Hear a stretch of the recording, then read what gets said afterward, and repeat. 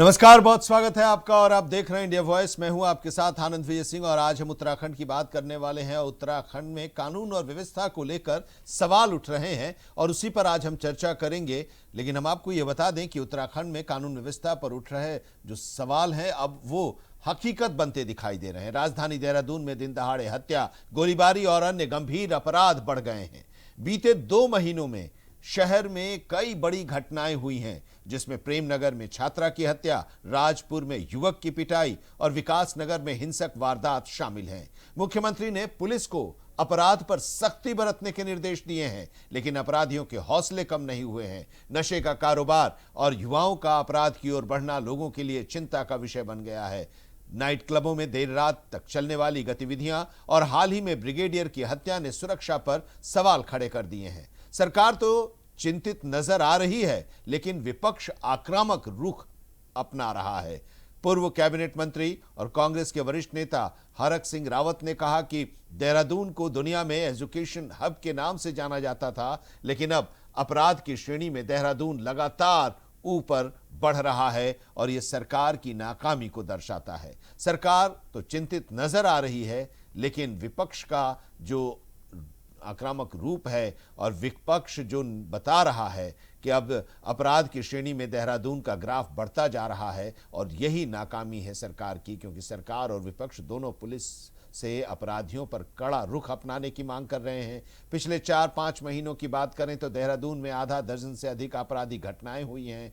पूरे राज्य में अपराध बढ़ते जा रहे हैं और जरूरत है कि सरकार कड़े कदम उठाए और तुरंत कार्रवाई सुनिश्चित करे, ताकि उत्तराखंड अपराधियों का ठिकाना न बने। आज चर्चा हम इसी पर करेंगे अपने मेहमानों के साथ, लेकिन जरा पहले पक्ष और विपक्ष के तर्क सुन लेते हैं। दुर्भाग्य हो गया है कि राज्य बनने के बाद और पिछले 2-3 सालों में जो माहौल देहरादून का बना है वो हम सबको मतलब एक हीन भावना से हम सब लोग ग्रसित हैं कि ऐसा क्या हो गया कि अचानक, देखिए, अपराध पूरी दुनिया में होते हैं, कहीं ज्यादा होते हैं कहीं कम होते हैं, लेकिन अचानक ऐसा क्या हो गया कि लगातार कोई महीना कोई दिन ऐसा नहीं जा रहा है कि जब देहरादून में कोई ऐसी अप्रिय घटना, खून खराबे की घटना न सुनाई दे रही हो। देखिए, बहुत ही दुर्भाग्यपूर्ण है। कल brigadier Mukesh Joshi morning walk पर थे और एक बार में 2 पक्षों के विवाद हुआ।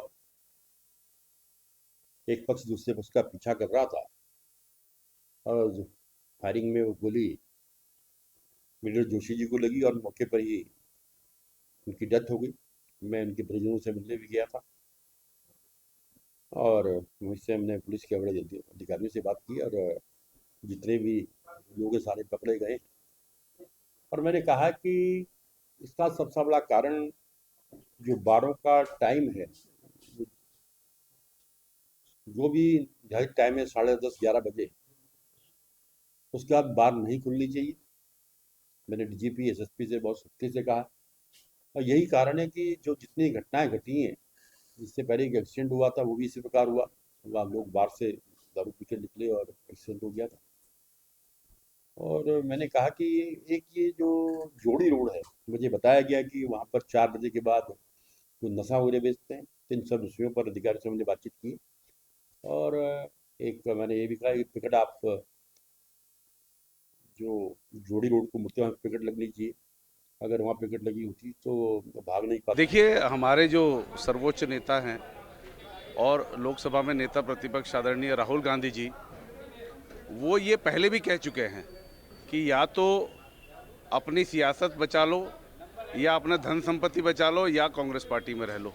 तो 2 ऑप्शन उनके पास हैं। तो राजेंद्र भंडारी जी ने अकूत संपत्ति कमाई है कांग्रेस कार्यकाल में और उसके बाद भी तमाम किस प्रकार से वो उन्होंने उनकी पत्नी के ऊपर किस प्रकार से गंभीर आरोप लगे हैं भ्रष्टाचार के। तो वो बचाने के लिए, जेल जाने से बचने के लिए ये इन्होंने भाजपा ज्वाइन तो कर ली है।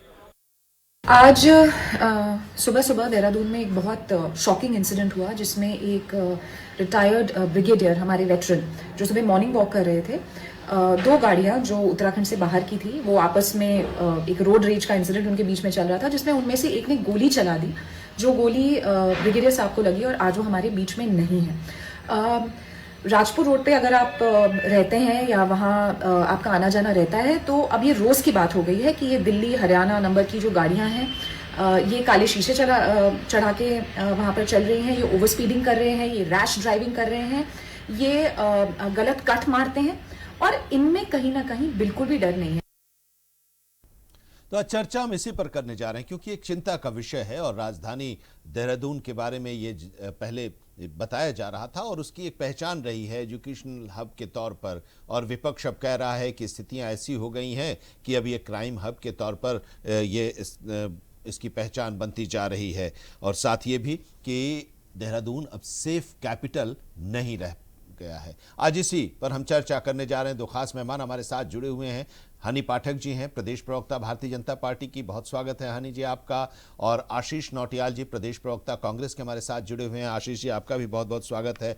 आरोप ये लग रहा है, हम लोग इसके पहले भी हमने चर्चा की थी हनी पाठक जी, उत्तराखंड के कानून और व्यवस्था को लेकर कुछ घटनाएं ऐसी हो जाती हैं जिसके बाद सवाल उठना, आरोप लगना और उसके बारे में सरकार की तरफ से क्लैरिफिकेशन लेना जरूरी हो जाता है। बताइए क्या स्थिति है, क्यों, क्या ऐसा लग रहा है कि अब आप लोग चुनाव में व्यस्त हो रही हैं तो इस तरफ से थोड़ा ध्यान हटते जा रहा है क्या? चुनाव में व्यस्त होते तो निलंबन नहीं होता, जांच नहीं होती, 4 आरोपी तुरंत अरेस्ट नहीं किए गए होते, तुरंत एकदम कड़ी निगरानी नहीं की गई होती।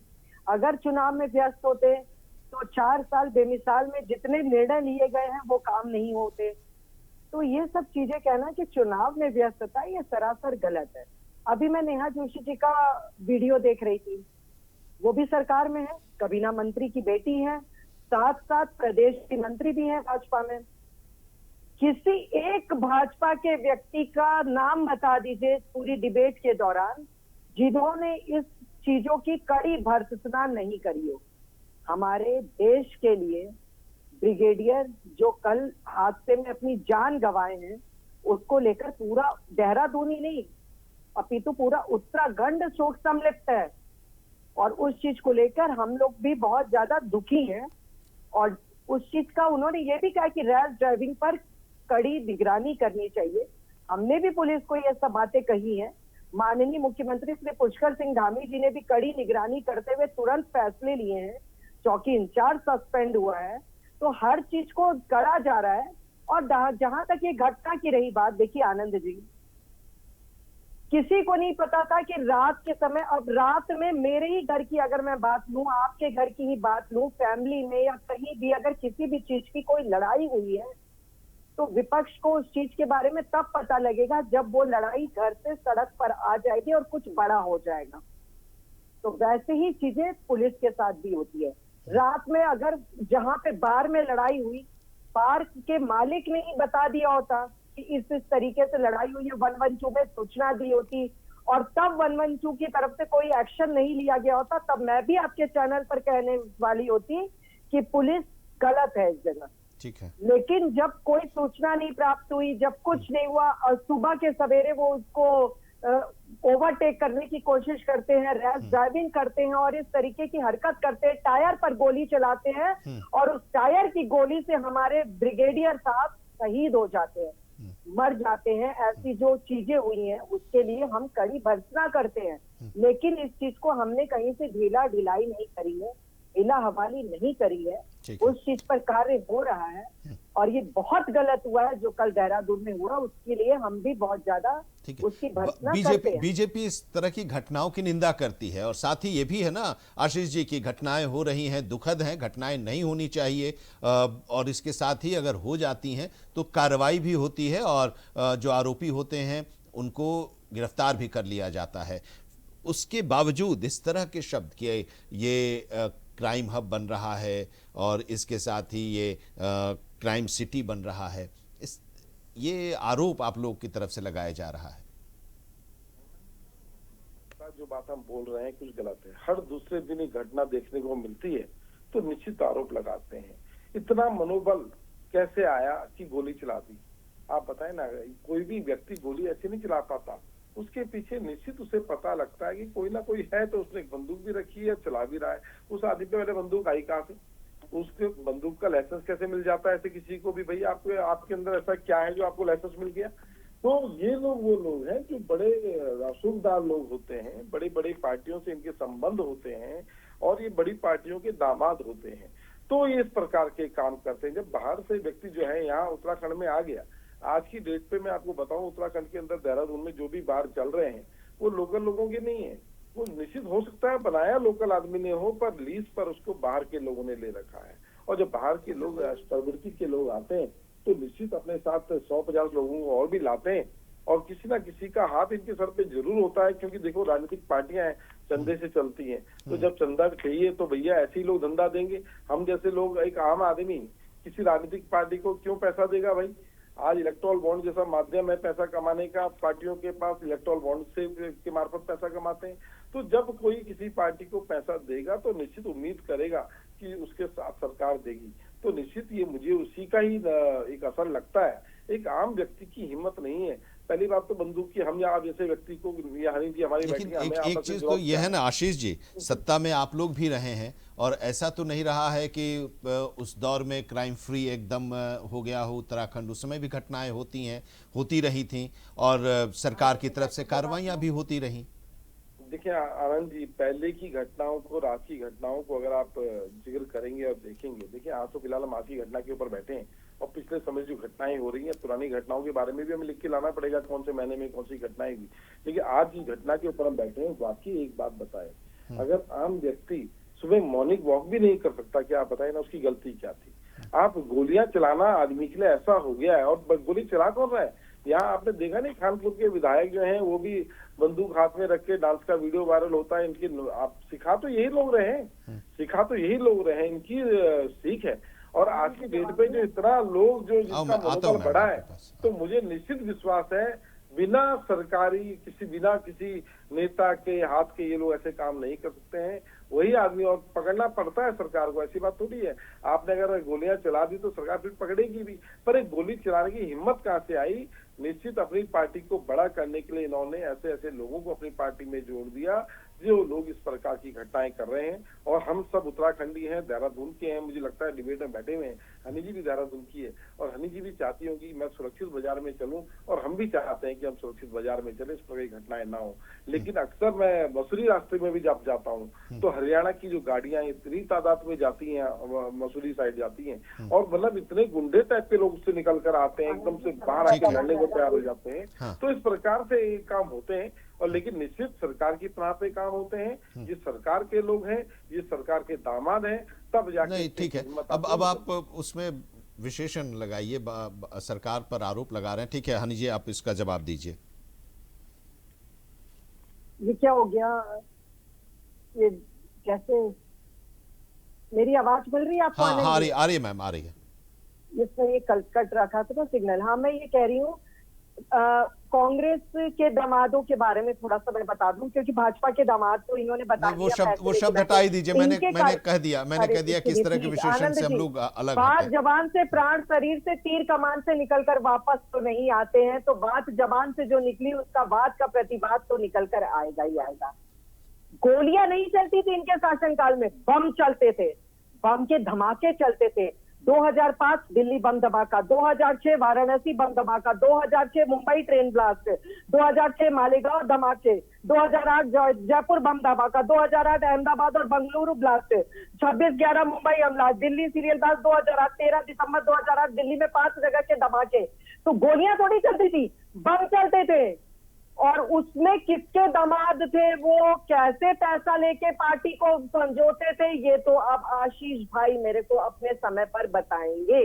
दूसरी बात मैं कहना चाहूंगी, सेना के प्रति अगर सम्मान होता तो कहा जाता है, संजय जी एक हम लोगों ने बचपन से कहावत सुनी है, little knowledge is a dangerous thing. Rahul Gandhi ji अलग बुद्धि व्यक्ति, जिस प्रकार से ट्वीट करते हैं, मुकेश त्यागी जी जो हमारे ब्रिगेडियर कल खत्म हुए हैं, उनके ऊपर वो लिखते हैं वीके जोशी। तो इसी से पता लगता है कि सेना का सम्मान कितना कूच कूच के भरा हुआ है कांग्रेस के अंदर, और इस तरीके की बातें करते हैं। और तीसरी बात मैं ये कहना चाहती हूँ, ये कहते हैं कि उत्तराखंड में हरियाणा, दिल्ली वगैरह की गाड़ी आती है। मैं भी कहती हूँ आती है, मैंने कब कहा नहीं आती है। उत्तराखंड टूरिज्म के लिए जाना जाता है। उत्तराखंड का ज्यादातर जो भौगोलिक क्षेत्र है आनंद जी, अगर आप उत्तराखंड आए होंगे, निश्चित रूप से आए होंगे घूमने करने, ज्यादातर समर वेकेशन से लेके हर समय लोग उत्तराखंड को घूमने आते हैं, यहाँ की नैसर्गिक स्वर्गता को देखने आते हैं और पार्टी को बहुत ज्यादा राजस्व प्राप्त होता है और भाजपा से लेकर उत्तराखंड को भी बहुत ज्यादा राजस्व प्राप्त होता है। तो ये सारी चीजें उत्तराखंड के विकास के लिए, क्या जितनी केदारनाथ, बद्रीनाथ, यमुनोत्री, गंगोत्री चारों धाम यहाँ पर स्थित है, वहां पर रहने वाले जो चाय चौपाल लगाने वाले लोग हैं, कैंटीन चलाने वाले लोग हैं, उनको कह देते तुम अपने सारे रोजगार बंद कर दो क्योंकि दिल्ली हरियाणा के लोग यहाँ पर नहीं आएंगे और तुम्हारी रोजगार पर हम मट्टी डाल देते हैं, तुम्हें काम नहीं करते। फिर यही विपक्ष के लोग ये कहेंगे कि हम लोग पर्यटकों का स्वागत करना नहीं जानते हैं। दूसरी बात मैं ये कहना चाहूंगी, हमें अपराधियों के लिए डर होना चाहिए, लाजमी है, उसके लिए कड़ा फैसला लिया जा रहा है, कहीं से रोका नहीं जा रहा है। लेकिन जो गोलियों के बजाय बम धमाके होते थे उसमें आपके लिए प्रति डर क्यों नहीं होता था? आनंद जी, आप ठीक है बहुत बड़े नेशनल चैनल के एंकर के तौर पर यहाँ पर बैठे हैं, डिप्लोमेटिक जवाब ही देंगे, लेकिन बचपन से लेके जवानी तक हम लोगों ने वो जरूर सीन देखा है कि आस पास की जगह क्लियर कर कर बैठे, आपकी सीट के नीचे बम हो सकता है। आज वो बोर्ड कहाँ चले गए? वो दिखाई नहीं देते हैं। वो सारे दामाद कहाँ चले गए? वापस चले गए क्या लड़की छोड़कर इनके घर लेकिन में? एक नई तो चुनौती आ रही है मैम। दूसरी चुनौती है, एक नहीं ये तो है ही, ये तो एक है, लेकिन एक नई चुनौती हनी पाठक जी है। आशीष जी से भी हम ये जानेंगे क्योंकि दोनों लोग, आप लोग उत्तराखंड से हैं और दोनों लोगों की यही है लक्ष्य, यही है कि उत्तराखंड एक खुशहाल और सुरक्षित प्रदेश के तौर पर, विकसित प्रदेश के तौर पर स्थापित हो। ये चुनौती है, मैं आप ही से जवाब ले रहा हूं मैम, कि चुनौती ये है कि संस्कृति पर चोट, कि मैं इसलिए ये कह रहा हूं कि नशे का कारोबार बहुत तेजी से आजकल फैल रहा है और उससे उत्तराखंड में भी उसका असर है। ऐसा नहीं मैं कह रहा हूं कि उत्तराखंड में बहुत ज्यादा है, लेकिन असर उस पर भी। तो ये एक चुनौती है कि युवाओं को उस तरफ से हटाना, उसके खिलाफ लेकर चलना, ये सबकी, उत्तराखंड में जो लोग रह रहे हैं ये सबकी जिम्मेदारी है, चाहे पक्ष हो या विपक्ष हो। ये चुनौती आप मानती हैं? के एक पूर्व मुख्यमंत्री हुआ करते थे जिसके शासन काल में हम लोगों ने ये सब जगह जगह सुना, सूरजस्त पहाड़ी मस्त, डेनिस का पूरी तरीके से काला बाजारी करते हुए उनका नाम ही रख दिया गया था डेनिस रावत। अब वो सूरजस्त पहाड़ी मस्त वाली कहावत क्यों अस्त हो गई, क्यों व्यस्त हो गई? इसलिए क्योंकि नशे के लोगों पर कड़ा प्रहार हमारी ही सरकार कर रही है और दूसरी तरफ युवाओं को गलत दिशा में ले जाने के बजाय स्वरोजगार की दिशा से लेकर जिस प्रकार से नकल विरोधी कानून लागू करने के बाद 27,000 से युवक युवतियों ने यहाँ पर नौकरी पाई है सरकारी, वो यह साबित करता है कि नशे से हटकर हमारे बच्चों को, युवाओं को एक सही दिशा की तरफ सही रास्ता दिखा रहा है। 3 लाख से ज्यादा लखपति दीदी योजना की तरह यहाँ पर महिलाएं लाभान्वित होती है, जो यह दर्शाता है कि नशे के खिलाफ लगातार कारोबार को खत्म करने के लिए हमारी सरकार कार्य कर रही है और ये कहते हैं कि हम कुछ कर नहीं रहे। या तो देखिए आनंद जी, आज आपकी डिबेट में आशीष नौटियाल जी सीधे सीधे ये कह दे कि विपक्ष, पूरा विपक्ष उत्तराखंडी नहीं है, क्योंकि आने वाले समय में 4 धाम यात्रा शुरू होने वाली है। 11 लाख से ज्यादा लोगों ने रजिस्ट्रेशन करवा चुके हैं और वो उनकी रोजी रोटी का साधन वहां के लोगों की तरह लिए होता है और ये उत्तराखंड की ऐसी स्थिति पूरे दुनिया में दिखा रहे हैं जिससे लोगों में भय और डर का माहौल पर्याय हो। ये दर्शाता है कि ये खुद उत्तराखंडी नहीं है, उत्तराखंड को बदनाम करने की दिशा में निरंतर तेज गति से आगे बढ़ रहे हैं और जिसमें ये इस तरीके की अफवाह फैलाने का कार्य कर रहे हैं। हमारी उत्तराखंड देवभूमि के नाम से जाती जाती है। सभी देवी देवताओं का यहाँ पर वास है, चारों धाम यहाँ स्थित है। ठीक है। श्री जुगी नारायण जैसी जगह यहाँ पर स्थित है और वहां पर इस तरीके की वार्ता करना, इस तरह का भ्रम फैलाना, यह दर्शाता है कि उत्तराखंड के भलाई के लिए, हित के लिए कहीं भी एक तिनके के बाहर। ये आरोप है बराबर आशीष भी जी कि आप सहारा लोग इस तरह नहीं की जो देते घटनाएं हैं। होती हैं उससे जो और आप मैं लोगों का फिर बयान कह रही हूँ आता है आनंद उससे जी उत्तराखंड कि की मैं गलत कड़ी तस्वीर वक्त आपके नेशनल उत्तराखंड के चैनल पर बाहर के करती हूँ लोगों कल के की अंदर आ घटना रही पर, है। लेकिन इसमें सरकार जिम्मेदार है, ये पूरी तरीके से मैं इस चीज को काटूंगी। ठीक है आशीष जी। नशे के सौदागर खुद हैं। नशा रोकने का अभियान तो डेनिस रावत कौन थे? रायपुर विधानसभा के अंदर, और ये पहाड़ी जो मत कौन रोकता था? है ये उसे ही पकड़ने का काम करते हैं। कॉलेजों के अंदर तक किसको नशा भी बात पहुंचा दिया कर रहे हैं, इन्होंने। कालों में आंखें हर बंद घर कर शराब रहे की हैं, ये नीति कौन इन्होंने बनाई थी, जिसको कांग्रेस के विरोध के बाद बंद किया गया। आज शराब की दुकानें ऐसी खुली हुई है जैसे कि बहुत बड़ा कोई ऐसी चीज हो, लड़ियां लग के ऐसा लगता है दिवाली मनाई जा रही हो।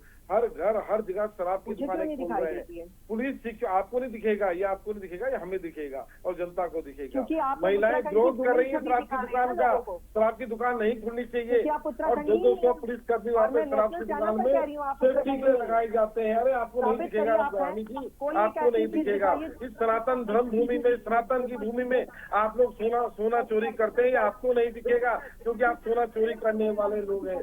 और जो लोग गुंडागिर्दी कर रहे हैं, मैंने कहा वो सरकार के संरक्षण में कर रहे हैं। ऐसे ही कोई हर आदमी गुंडा नहीं होता, कुछ गुंडे होते हैं और हर आदमी गोली नहीं चलाता, सिर्फ वो गोली चलाता है जो आपका दामाद होता है। नहीं देखिए इस तरह के शब्दों का प्रयोग नहीं करना चाहिए ना। देखिए इस तरह के शब्दों का प्रयोग हम नहीं करें क्योंकि, लेकिन सवाल एक ये है ना कि हर क्रिमिनल को ऐसा तो नहीं है कि सरकार का ही संरक्षण मिलता है। कर रहे हैं लोग, बताएं शर्म नहीं आती आप लोगों को? आप गुंडों का बचाव करते हैं। अरे गलत होता है, गलत को गलत बोलना सीखो। इस तरह नहीं। और इतने हमलों की बात करी, पुलवामा हमला, पहलगामा हमला, वो क्यों भूल जाते हैं? आप कह रहे हैं हर जगह बम रखा है, ये पहले लिखा होता था। अरे देहरादून कोर्ट को गमला से उठाने की धमकी अभी दी है, आप कोर्ट को क्यों भूल गए? 2 बार देहरादून कोर्ट को बम से उठाने की धमकी दी, ये भूल गए। ये दिल्ली भूल गए, दिल्ली को बम से उठाने की धमकी दी, ये एयरपोर्ट भूल गए। अरे ऐसा मत करा करो हनी जी। आज आप निश्चित इस पार्टी में हैं, लेकिन भरोसा नहीं होता वक्त का। ये पार्टियां किसी की नहीं होती। अपने राज्य को बचाओ, अपने राज्य का सोचो। इन पार्टियों के चक्कर में अपने राज्य को बर्बाद करने का काम मत करो। पार्टियां तो आएंगी चले जाएंगी, लोग इधर उधर जाते आते रहते हैं, पर अपने राज्य की चिंता करो। तो आशीष जी ये तो सब पर लागू होता है ना। बच्चों की चिंता करो आशीष जी ये तो सब पर लागू होता है ना। सड़क में चलने वाले अगर एक व्यक्ति को कोई गोली मार दे और आप अगर उस पर चिंता नहीं कर रहे हो तो दुर्भाग्य है मेरे राज्य का, जहाँ आप जैसे नेता है, जहाँ सड़क पर चलना दुश्वार हो गया, आप इसमें मॉर्निंग वॉक नहीं कर सकता और उसके बाद आप लोग बचाव में उतर जाते हैं। अरे ठीक है। आपको कहना चाहिए था, उस व्यक्ति की हिम्मत कैसे हो गई जिसने गोली चलाई? कौन होता है उत्तराखंड के अंदर गोली चलाने वाला? आप बताएं, आपने बोलना चाहिए था, पर उसके बचाव में उतर जाते हैं। दुर्भाग्य है इस बात का कि मेरे भाजपा के नेता और मेरी बड़ी बहन है हनी पाठक जी। लेकिन पाठक जी देखिए, बच्चे सबके हैं, आपको हमें भी सड़क पर चलना है। अगर इस प्रकार के गुंडे सड़क में घूमेंगे तो आपका हमारा चलना मुश्किल हो जाएगा। हमें सबके लिए मिलकर अभियान चलाना चाहिए। और ठीक है, तो सर वो तो हनी पाठक ने तो शुरू में ही इस तरह की घटनाओं की उन्होंने निंदा की और कहा कि ये दुखद घटना है और सरकार इसके खिलाफ कार्रवाई कर रही है। जल्दी से हनी जी, जल्दी से अब कंक्लूड करना है। संरक्षण नहीं होना चाहिए। हनी पाठक जी, भाई आप मेरी चिंता कर रहे हैं, उसके लिए आप भरोसा दिलाइए। आप हनी पाठक जी, आप भरोसा दिला दीजिए आशीष जी को भी, कांग्रेस को भी, विपक्ष को भी, उत्तराखंड के लोगों को भी। ये तो आशीष जी तो मेरे भाई हैं और बहुत अच्छे भाई हैं।